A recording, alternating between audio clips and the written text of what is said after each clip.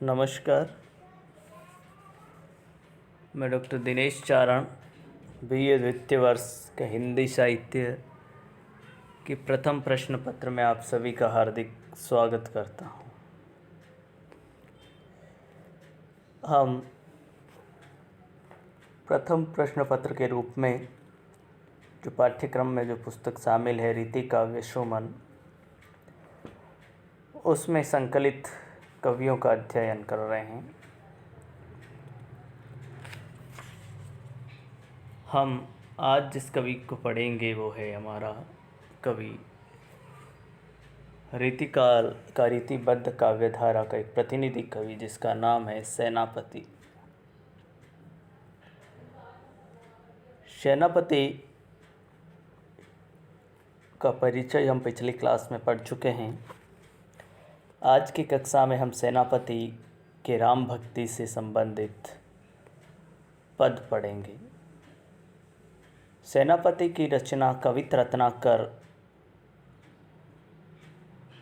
में राम कथा शीर्षक से जो पद हैं उसका वर्णन हम आज यहाँ करेंगे। रीतिकाल के कवि होते हुए भी सेनापति राम भक्ति परंपरा के कवि ठहरते हैं।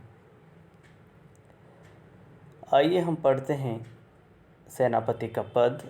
पहले मैं पद पढ़ूंगा, उसके बाद उसकी व्याख्या करूंगा। कि कंज के समान सिद्ध मानस मधुप निधि, परम निधान सुरसरी मकरंद के, सब सुख साज सुर राजन के सिर ताज, बाजन है मंगल मुकति रूप कंद के, सरजु बिहारी ऋषि नारी तापहारी ज्ञान, दाता हितकारी सेनापति मति मंद के, विश्व के भरन सन कादि के शरण दाऊ, राजत चरण महाराज रामचंद्र के। राम की भक्ति भावना से उत्प्रोत ये पद हैं।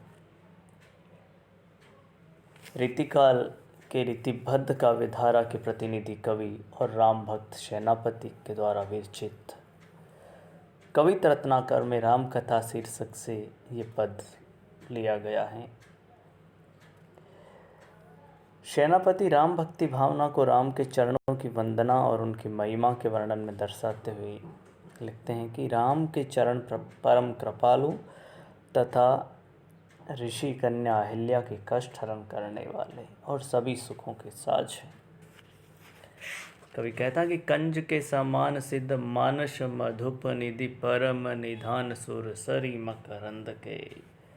कंज कहते हैं कमल, मधुप निधि कहते हैं आनंद कोश को, सुरसरी गंगा, मकरंद फूलों का रस।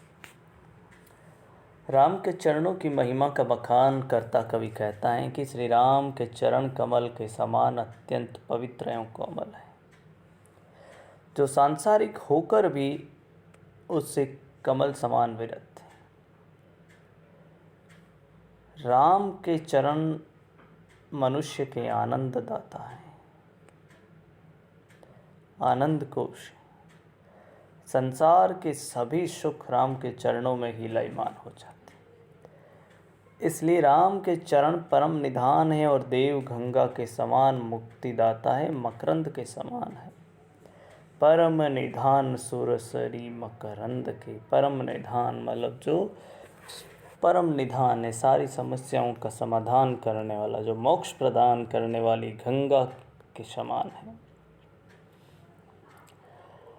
अर्थात देव गंगा और मकरंद ने भी राम के चरणों में परम आनंद लिया है। सुरसरी मकरंद भी राम के चरणों में लयमान हो जाते हैं। सब सुख साज सुर राजन के सिर ताज, भाजन है मंगल मुक्ति रूप कंद के। राम के चरण सभी सुखों के दाता हैं, देवताओं राजाओं के सरताज हैं और कंद के समान मानव जीवन में आने वाली कठिनाइयों का भंजन करके मंगल मुक्ति देने वाले हैं। सरजु बिहारी ऋषि नारी ताप हारी ज्ञान दाता हितकारी सेनापति मति मंद के। रामचंद्र के चरण सरयू नदी में विहार करने वाले हैं। गौतम ऋषि की पत्नी अहिल्या का उद्धार करने वाले हैं। ऋषि नारी गौतम की पत्नी अहिल्या।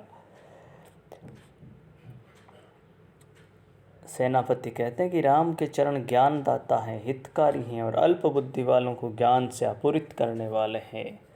राम के चरण विश्व का भरण पोषण करने वाले हैं। विश्व के भरण शनकादि के शरण राउ राजत चरण महाराज रामचंद्र के।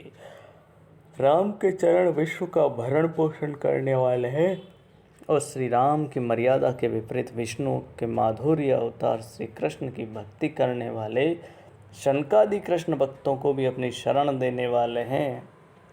इस प्रकार महाराज रामचंद्र के दोनों चरण शोभायमान हैं। अतः राम के चरणों की भक्ति करो और सांसारिक कष्टों से मुक्ति प्राप्त करो। इस पद में हमने देखा कि राम की भक्ति के बारे में कवि कह रहा है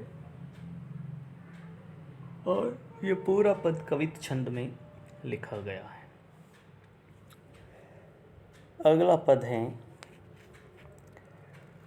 मंद मुस्कान कोटि छंदते अमंद राजे दीपति दीनेश कोटि हुजे अति कानिये।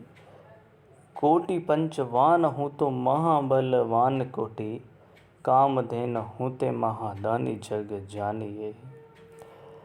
और ठोर झूठो बर नम ए तो सेनापति सीतापति याहू ते अधिक गुण खानिए। ऐसी अति अकति जो गति मो बताओ जासो राजा राम तेनी लोक नायक बखानिए। राम की भक्ति और उनके महादान सौंदर्य और गुणों को देखता हुआ कवि तीनों लोकों में स्वामी श्री राम का बखान करना चाहता है, लेकिन वो कहता है कि इन तीनों लोकों में राम का बखान करूं, इतनी बुद्धि मुझमें कहाँ है। वो कहता है कि मंद मुस्कान कोटि छंद ते अमंद राजे दीपति दिनेश कोटि हुत अधिकानी। कवि राम भक्ति के अंतर्गत राम के प्रभाव का वर्णन करता है कि श्री राम की मंद मधुर मुस्कान के आकर्षण के सामने करोड़ों छंदों में लिखी कविता का आकर्षण सौंदर्य भी मंद हो जाता है। मंद मुस्कान कोटि छंद थे, कोटि यानी करोड़ों छंद थे, अमंद राजे कमजोर हो जाती है। दीपति दिनेश कोटि हूँ जो अधिका नहीं। काव्याकर्षण को राम की मंद मुस्कान कम कर देने वाली है। राम की मुस्कुराहट करोड़ों सूर्य के प्रकाश और दीप्ति को कम कर देने वाली। वह मुस्कान करोड़ों सूर्य के प्रकाश से भी अधिक प्रकाशित होने वाली। कोटि पंचवान हो तो महाबलवान कोटि कामधेन होते महादानी जग जानी। भगवान राम की शक्ति और साहस करोड़ों कामदेव के बल से महाबलवान है। करोड़ों कामदेव के बल से भी बड़ा बल राम में है। राम के बल व सौंदर्य के सामने कामदेव जैसा शक्तिशाली देवता भी असुंदर तथा कम बलवान है। और ठोर झूठो बर नम है तो सेनापति सीतापति याहू ते अधिक गुण खानी। राम इतने दानी महादानी हैं कि उनके दान एवं आशीर्वाद के सामने करोड़ों कामधेनुओं का दान भी कोई महत्व नहीं रखता है। सेनापति कहते हैं कि मुझे राम के गुणों को छोड़कर किसी भी देवता और स्थान में इतने गुण दिखाई नहीं देते जिसका वर्णन मैं करूं। सीतापति याहू ते अधिक गुण खानिए। और ऐसी अति अकति जो गति मो बताओ जासो राजा राम तेनी लोक नायक बखानिए। कहता क्योंकि राम के गुणों का बखान करना ही मुश्किल है, इसलिए जगत को संबोधित करता कवि कहता कि जीवात्मा मुझे कोई ऐसी युक्ति और उपाय बताओ जिससे कि मैं तीनों लोकों के स्वामी राजा राम का बखान कर सकूं। कवि ने यहाँ राम को यानी राम के प्रकाश को, राम की मुस्कान को करोड़ों सूर्य से ज़्यादा प्रकाशवान बताया है। कामदेव से भी ज़्यादा बलशाली राम को होता है कि राम की जो मोहक मुस्कान है वो कामदेव से भी ज़्यादा बलशाली है। कवित छंद में ये पद लिखा गया है और अनुप्रास अलंकार का बहुत खूबसूरत तरीके से यहाँ कवि ने प्रयोग किया है। ये दो पद आज हमने सेनापति के नाम भक्ति से संबंधित पढ़े हैं। इन दोनों पदों की भाषा शुद्ध रूप से साहित्यिक ब्रज भाषा है। यहाँ अगर किसी भी विद्यार्थी को कुछ समझ में नहीं आया इन दोनों पदों में, तो आप मुझसे निसंकोच अपनी समस्या के बारे में पूछ सकते हैं। हम मिल कर के बात करके उसका निराकरण करेंगे। आगे की कक्षा में इससे आगे वाले पद पढ़ेंगे। तब तक के लिए धन्यवाद।